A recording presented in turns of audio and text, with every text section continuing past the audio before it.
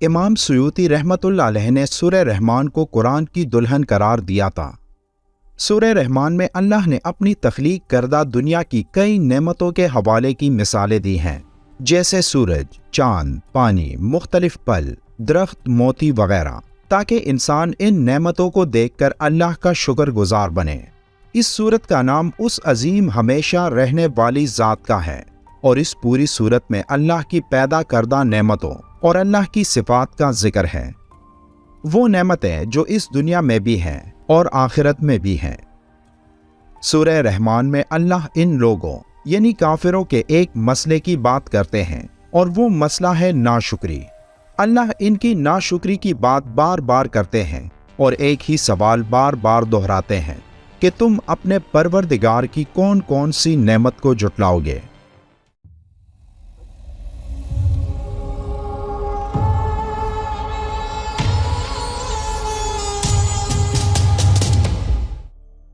جب آپ کسی ضدی انسان سے بات کر رہے ہوں تو آپ کو اپنی بات بار بار دہرانی پڑتی ہے۔ جب آپ کسی بات پر ناراض ہو رہے ہوں تو آپ اپنی بات بار بار کہتے ہیں، اور یہ بار بار بات کا دہرانا اصل میں غصے کی نشانی ہے۔ اور اس سے یہ بھی پتہ چلتا ہے کہ اللہ کسی ایسے گروپ کے لوگوں سے مخاطب ہے جو انتہائی ضدی ہو گئے ہیں، اسی لیے اللہ بار بار اپنی بات دہراتا ہے۔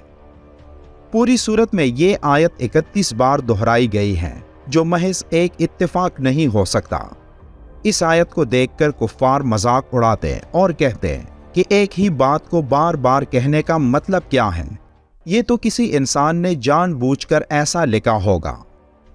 اس آیت کا پہلا لفظ ہے فا، جس کا مطلب ہے تو، اور لفظ آلا کا مطلب ہے نعمتیں۔ تو نعمتوں کو ٹکرانا ناشکری ہوتی ہے، جس کا مطلب ہے کہ کسی نعمت کی ناشکری کرنا اس نعمت کو لانے والے کی ناشکری ہوگی۔ اس آیت میں تمام انسان اور تمام جنات کو مخاطب کیا گیا ہے، اس لیے یہاں لفظ رب یعنی سب کا مالک شدت سے غصے کو بیان کرتا ہے کہ اللہ انسانوں اور جنات سے یہ سوال کر رہا ہے کہ تمہارے رب نے تم پر ہر طرح کی نعمتیں نازل کی ہیں، تو کیا تم ان نعمتوں کی ناشکری کر سکتے ہو؟ کیا یہ ممکن ہے کہ ان تمام نعمتوں کو نازل کرنے والے کو تم بھول جاؤ؟ یہ آیت 31 بار اس پوری صورت میں دہرائی گئی ہے، جس میں 8 دفعہ اللہ کی بڑائی اور عظمت اور دنیا اور آخرت کے معاملات کے بیان کے بعد ذکر ہے۔ 7 دفعہ یہ آیت جہنم کے احوال کے بیان کے ساتھ ذکر ہے، اور یہ ہم سب جانتے ہیں کہ جہنم کے 7 دروازے ہیں۔ پھر 8 دفعہ جنت کی خوبیاں بیان کرتے وقت ذکر ہے، اور یہ 8 نمبر جنت کے 8 دروازوں کے برابر ہے۔ اسی لیے یہ بات واضح ہوتی ہے کہ جو شخص پہلی 8 چیزوں پر عمل کرے گا، یعنی اللہ کی عظمت اور بڑائی کو دل سے مانے گا، اور دنیا کے معاملات میں اللہ کے احکام کو مانے گا اور آخرت کی فکر کرے گا، تو اللہ اس کو جہنم کے 7 دروازوں سے دور لے جا کر جنت کے 8 دروازوں میں داخل کرے گا۔ اب اس آیت میں موجود الفاظوں کو دیکھتے ہیں کہ ان الفاظوں کا کیا مطلب ہے۔ جیسے کہ پہلے ذکر ہو چکا کہ لفظ اعلیٰ کا مطلب ہے نعمتیں، چاہے چھوٹی ہو یا بڑی، کم ہو یا زیادہ، لیکن ہر نعمت اللہ کی رحمانیت کو ظاہر کرتی ہے۔ یہ لفظ سوال کے ساتھ آیا ہے، یعنی فَبِأَيِّ، جو تمام انسانوں اور جنات کی طرف اشارہ ہے۔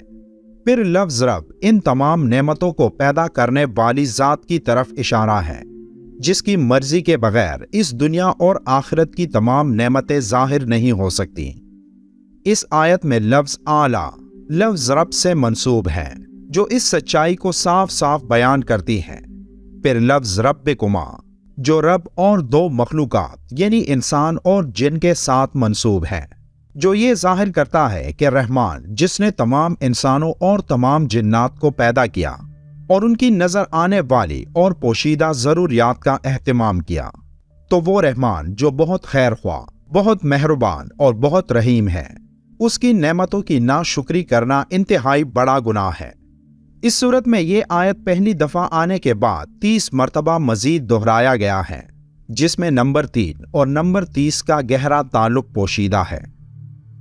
سورہ القمر میں گنہگاروں کے لیے سزاؤں کی بات کی گئی ہے، جن گنہگاروں نے اللہ کے احکامات کی خلاف ورزی کی تھی، لیکن صرف 3 آیتوں میں اللہ نے تمام نعمتوں اور اللہ کے فرمان کو سمجھنے کی طرف اشارہ کیا ہے، کیونکہ اس پوری سورت میں سزاؤں کا ذکر ہے، جیسے کہ سورہ القمر کی آیت نمبر 22، 32 اور 40 میں اللہ نے ایک ہی بات دہرائی ہے، اور البتہ ہم نے تو سمجھنے کے لیے قرآن کو آسان کر دیا، پھر کوئی ہے کہ سمجھے۔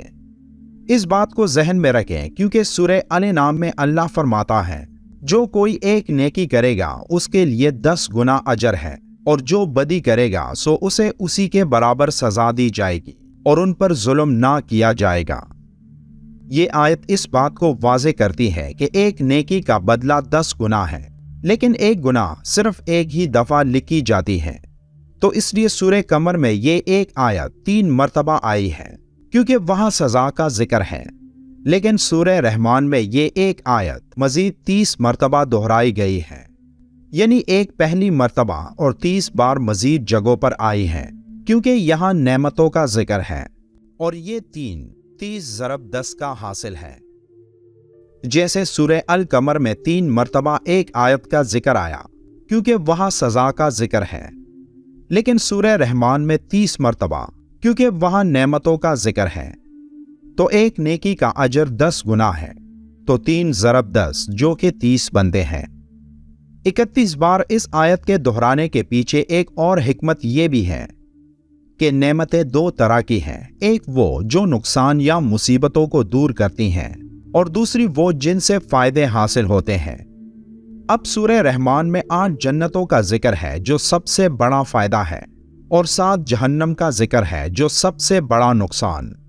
اب 7 اور 8 کو جمع کریں تو یہ 15 بنتے ہیں۔ اب جبکہ سورہ رحمان میں 2 طرح کی مخلوق سے اللہ مخاطب ہے، یعنی انسان اور جن، تو 15 کو 2 سے ضرب دیں تو اس کا جواب 30 آتا ہے، جو اس صورت میں پہلی دفعہ آنے والی آیت کے بعد مزید 30 مرتبہ دہرائی گئی ہے۔ یہ تمام نشانیاں ان لوگوں کے لیے ہیں جو قرآن سے انکاری ہیں، اور جن کے لیے اللہ نے اتنی نعمتیں اس دنیا اور اس دنیا کے بعد آنے والی زندگی میں بھی رکھی ہیں، لیکن پھر بھی لوگ اللہ کی نعمتوں کی ناشکری کرتے ہیں اور اس کے حکموں کو نہیں مانتے۔ اللہ ہم سب کو قرآن پڑھنے اور سمجھنے کی طاقت عطا کرے، آمین۔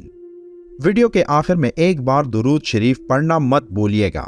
ملتے ہیں ایک اور معلوماتی ویڈیو میں، تب تک کے لیے اللہ حافظ۔